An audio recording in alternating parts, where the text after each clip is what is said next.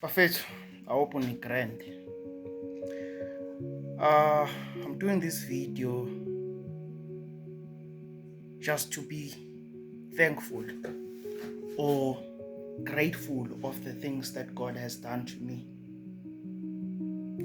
Some of the things ezenzekile empilweni yami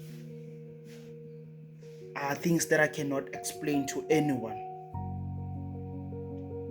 Some of the things, if I tell someone engacabanga ukuthi nginamandla or ngihlakaniphile,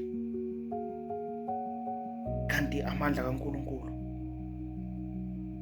Yazi, if I look back la engibuya khona,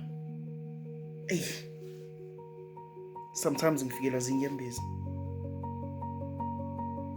So what I'm trying to say is that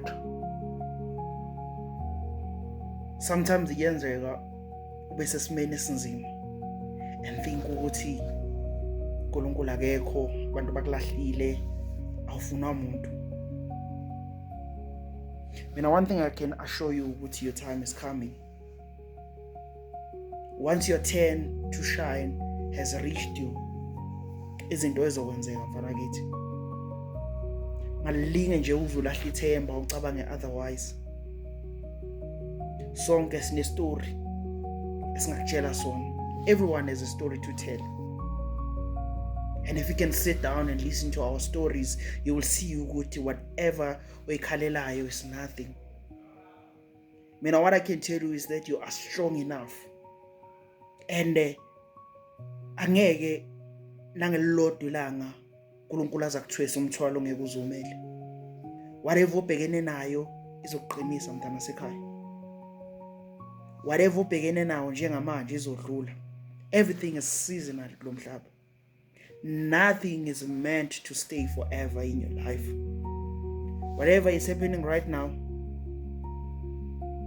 I just want to assure you ukuthi it will definitely pass. Whatever pain, struggle, whatever confusion that is happening to your life, it will pass. Don't ever make a mistake to give up on yourself. Don't ever, even a single day, make a mistake to let yourself down.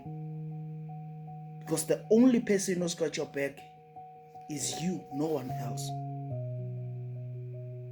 No one in this life can stand for you more than yourself. No one who you should trust in this life more than yourself. If bosowile, please mntana sekhaya, pick yourself up, go and fight. Don't lose this battle. Asiwa amagwala thina. Yes, namhlanje feel ngathi uhlulekile, okay, fine. Go home and relax. Sasa kuseyilinye ithuba futhi. Go and fight again. Uzolunga. Ngobani? Asigive up, sibuyele emuva. Sibheke phambili, siyalwa. Sonke sisithi masibheka impilo zethu, sibheka la isibuya khona, akukholakali. Ziningi futhi izinto esisafuna ukuzi-achieve kule mpilo. Sikakakutholi okuningi.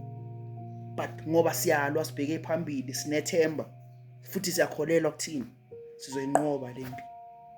Nawe ngokunjalo, please, ungazenzeli phansi mfana kithi. Go and fight. Ungakuvumeli fela empini yiba isoja ntwana. Yabona? Fela khona. Hluleka uzamile. Ungahluleki